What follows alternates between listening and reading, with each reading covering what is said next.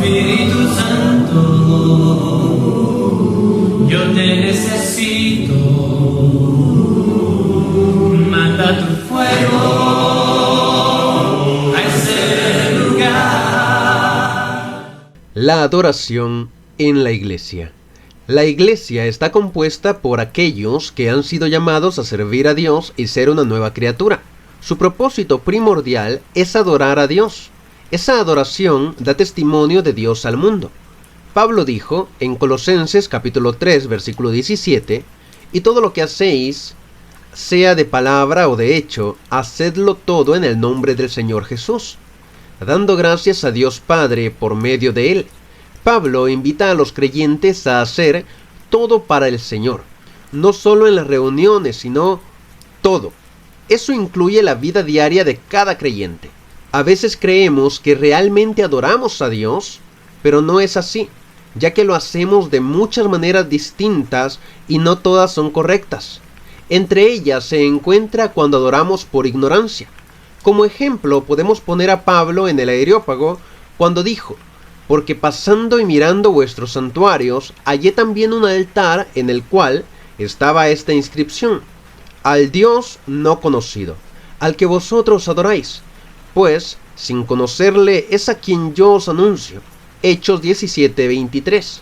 Esta adoración es la que apreciamos en frases como: mis papás eran de esta religión o iglesia, yo crecí en esta iglesia, o mis padres murieron en esta religión y yo moriré acá. Entre otras muchas frases que podríamos mencionar. Es una adoración basada en herencia o solo porque me siento cómodo y no se me exige demasiado. Es una adoración escueta que se realiza por tradición. Otra forma en la que solemos adorar a Dios es una adoración vana o vacía.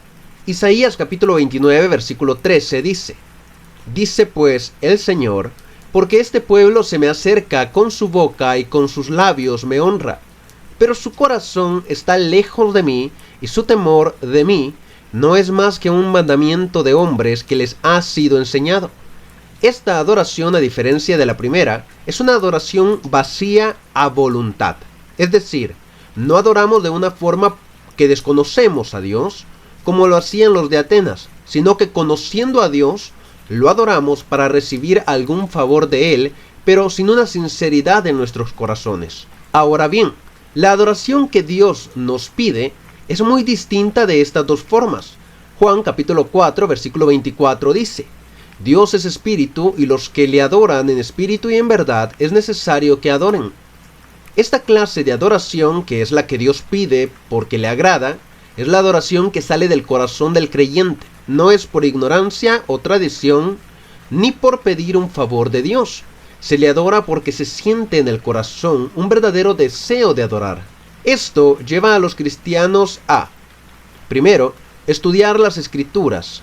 Pablo dijo a Timoteo en la segunda carta que le escribió, capítulo 3, versículo 15, procura con diligencia presentarte a Dios aprobado como obrero que no tiene de qué avergonzarse, que usa bien la palabra de verdad. Esto se aplica en todos los cristianos. Todos debemos usar bien la palabra de verdad, pero ¿cómo lo haremos si no estudiamos las Escrituras? El estudio debe ser tanto colectivo cuando la iglesia se congrega, como individual en nuestros hogares, pues el estudio de la palabra debe ser parte central de la vida del cristiano. Número 2. Orar. También leemos: y perseveraban en la doctrina de los apóstoles, en la comunión unos con otros, en el partimiento del pan y en las oraciones. Hechos capítulo 2 versículo 42. Una de las áreas en que la iglesia de la Biblia se desarrollaba eran en las oraciones, una forma de hablar con Dios y poder buscar la comunión con Él, además de buscar el consuelo en medio de las dificultades. En Santiago 5:16 se nos dice: confesaos vuestras ofensas unos a otros y orad unos por otros para que seáis sanados. La oración eficaz del justo puede mucho. O sea que la oración es una parte fundamental para cada cristiano. Número 3.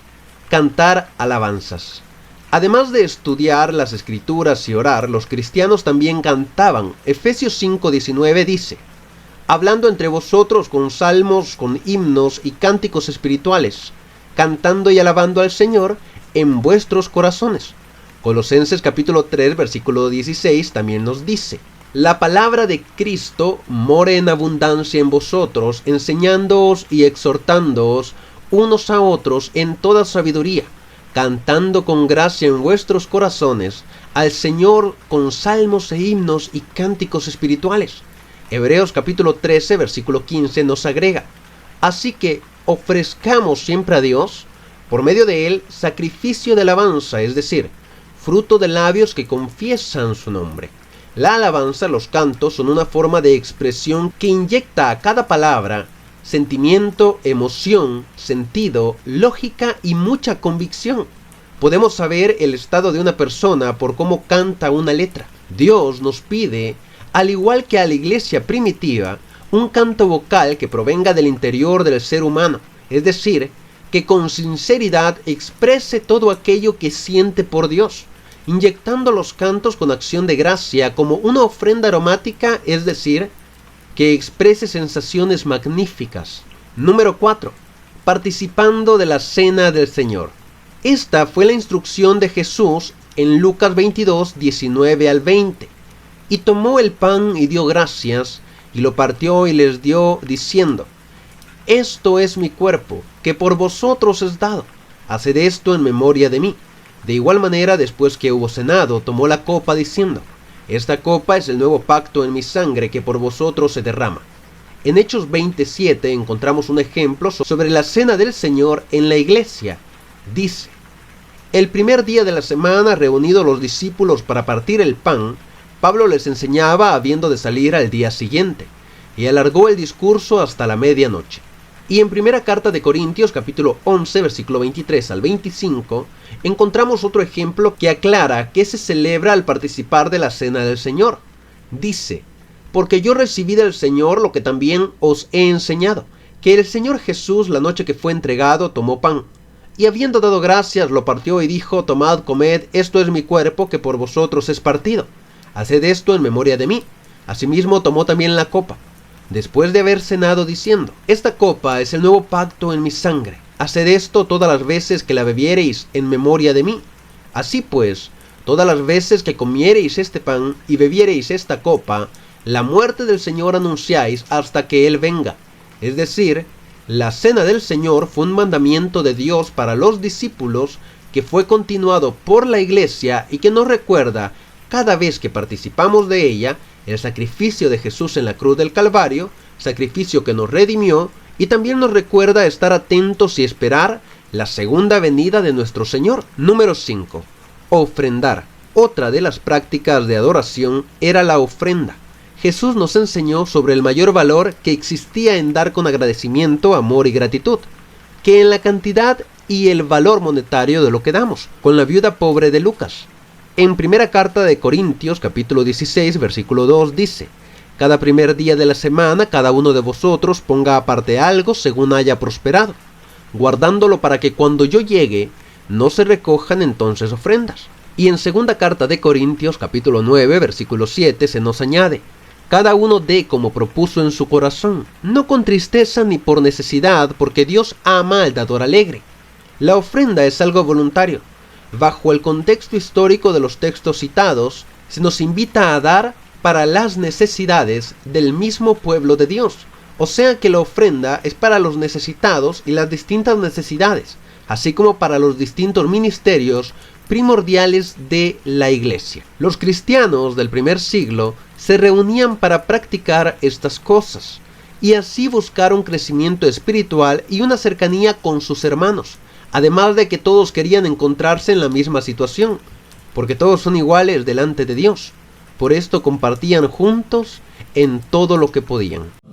Espíritu Santo, yo te necesito. Manda tu